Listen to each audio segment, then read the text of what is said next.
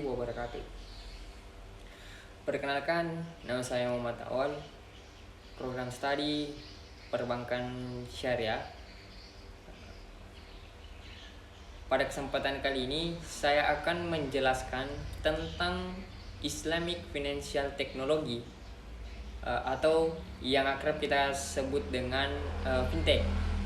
Nah, pertama-tama kita harus tahu terlebih dahulu apa sebenarnya itu fintech.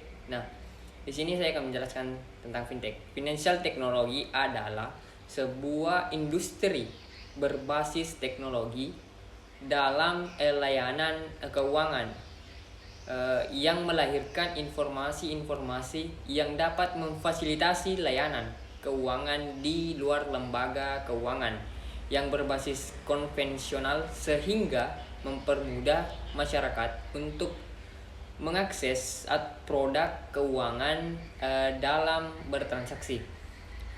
Sedangkan fintech syariah yaitu adalah penyelenggaraan jasa keuangan yang berdasarkan prinsip syariah yang menghubungkan antara pemberi pinjaman dengan penerima pembiayaan melalui elektronik dengan menggunakan jaringan internet dalam rangka melakukan akad pembiayaan.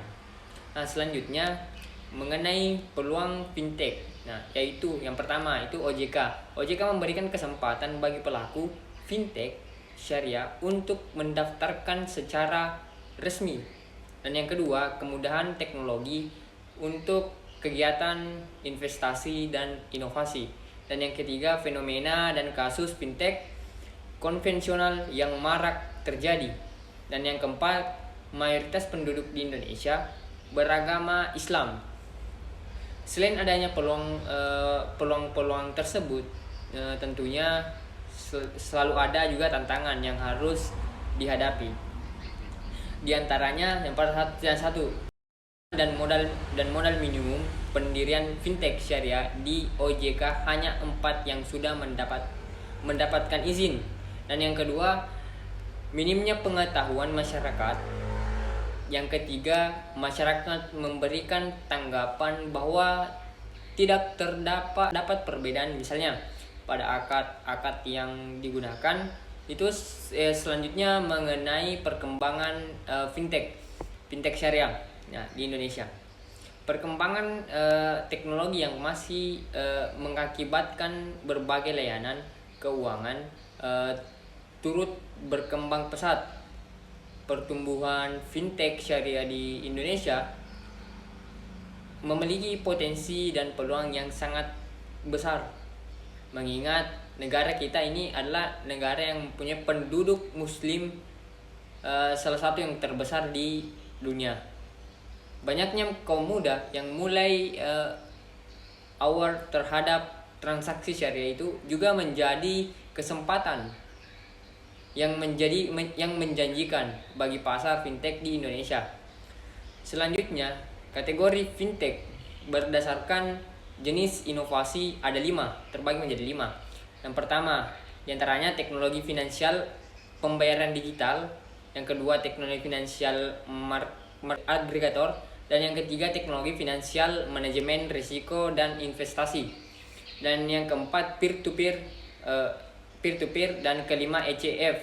Selanjutnya mengenai peer-to-peer lending. Peer-to-peer lending adalah layanan keuangan berdasarkan prinsip syariah yang mempertemukan pemberi dengan penerima pembiayaan dalam rangka melakukan akad pembiayaan dalam mata uang rupiah. Adapun kelebihan dari peer-to-peer lending itu yang pertama, menggunakan prinsip syariah. Yang kedua, tidak ada bunga. Yang ketiga, mendapatkan sumber modal cepat dengan imbal hasil. Yang keempat, berfokus pada UMKM. Akad peer-to-peer lending ini ada al-bai atau jual beli. Dan yang kedua ada ijarah, upah sewa. Yang ketiga, mudorobah, itu kerjasama bagi hasil. Yang keempat, musyarakah, kerjasama bagi hasil. Dan yang kelima, wakalah atau perwakilan. Yang keenam, core pinjam meminjam. Halaman terakhir ini membahas mengenai skema peer-to-peer lending, mulai dari pemberi pembiayaan, menyalurkan dana melalui penyelenggara, dan penyelenggara menyalurkan dana ke borrower. Borrower mengembalikan dana ke penyelenggara, dan borrower membayar ujrah ke penyelenggara. Lalu penyelenggara memberikan ujrah ke lender.